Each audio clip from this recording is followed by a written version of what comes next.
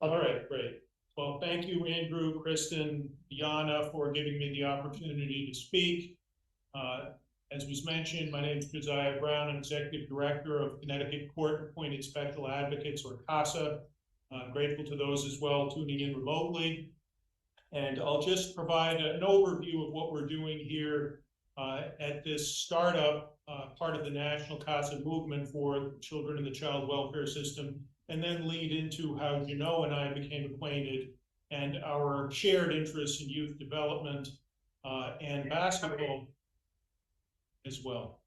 So Connecticut CASA, as the slide indicates, Kristen, if you can maybe skip to that introduction page. It's part of a national movement in virtually every state around the country, and volunteers serve nearly 300,000 children. These are either young people in foster care or at a prior stage known as protected supervision, where they remain with their families. And years ago, a judge in Seattle recognized that he was at a loss to determine the best interests for these children. So it was really valuable to have the input of volunteer advocates who could get to know the children and inform the decisions about where they should go in order to find a safe, permanent home. So there's a quotation there from Marian Wright Edelman, the founder of the Children's Defense Fund, lauding the role of CASA volunteers. And you can please skip to the next slide, Kristen.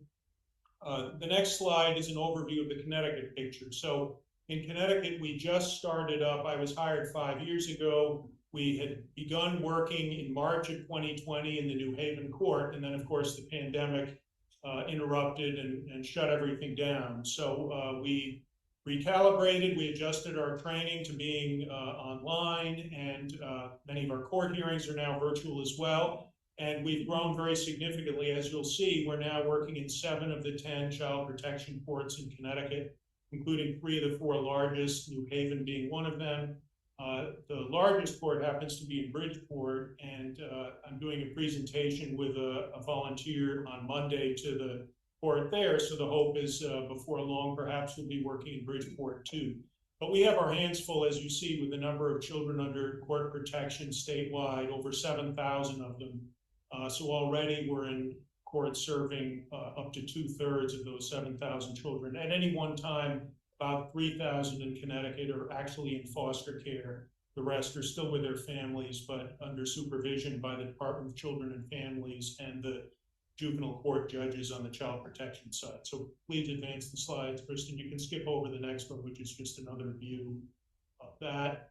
And you can also skip over our mission and vision and purpose. The idea is really that every child can benefit from having a caring, consistent adult in their life. There are many dedicated professionals, social workers, attorneys, teachers, and certainly the judges themselves, but these professionals have heavy caseloads. Teachers have large class sizes, and there's really a value gain from having a child visited on a monthly basis by a caring, consistent adult.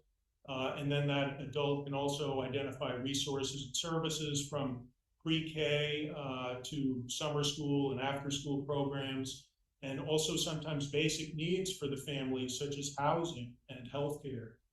So it really varies from case to case.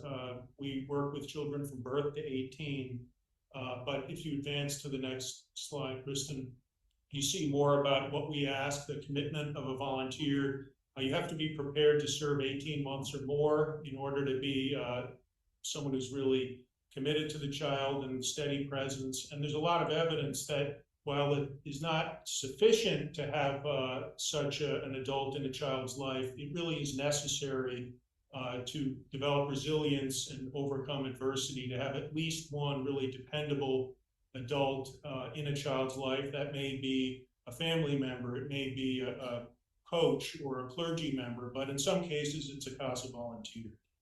So please, to the next slide, there's a little more about the commitment that we ask of volunteers. The training up front is about 30 hours. As I said, now that's online, so it's pretty convenient. And we have folks from across Connecticut, from their 20s to their 70s, involved as volunteers from all walks of life. So they're just wonderful people with good judgment, caring, and also they're they're zealous. They're willing to advocate for a child, speak up to a judge. We say we are not a rubber stamp for the Department of Children and Families, though often our volunteers come to similar conclusions as the professional social workers, but there really is value in having an independent voice. And sometimes the children and their families are more inclined to trust volunteer advocate rather than someone who's there, understandably being paid. It's important people do get paid, but this is a kind of a catalytic role that the volunteers can play in partnership with the various professionals in a child's life and case. So please, to the next slide, Kristen. A little information about the track record nationally over time. Our organization has been around for some 4 decades. As I say, in virtually every state around the country, there are many partners from fraternities and sororities to groups of judges and courts.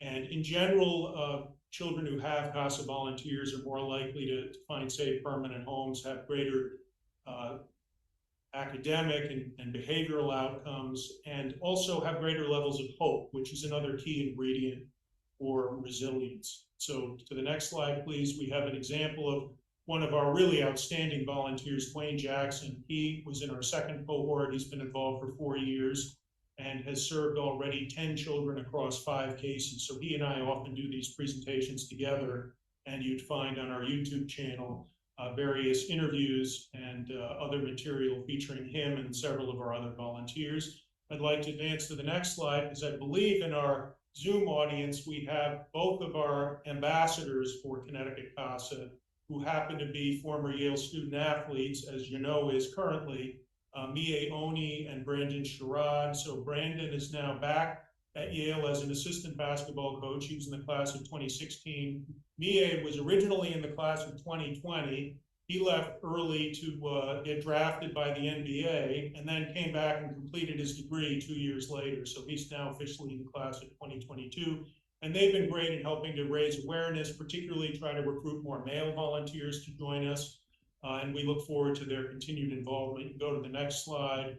You have, I think on the next slide, pictures of Mie and Brandon from our website, and also along with Dwayne, because the 3 of them did an event back in the height of the pandemic that was recorded via Zoom and on our YouTube channel if you're interested in learning more, talking about why they wanted to support this cause. So we're grateful to them. The next slide has a little more information about articles and some of the media coverage we've received. And I should say that we've benefited greatly, not only in the case of the ambassadors, but in other respects from our connection to Yana and Yale. We have Yale alumni on our board, among our advisors, and among our volunteer advocates, as well as the ambassadors. So we also have close ties to UConn and some other institutions, but we're really grateful and look forward to more such engagement in the months and years ahead. And the next slide just has our social media channels. We encourage you to look us up. Certainly we benefit from not only volunteers, but also donations and spreading the word via social media. So I think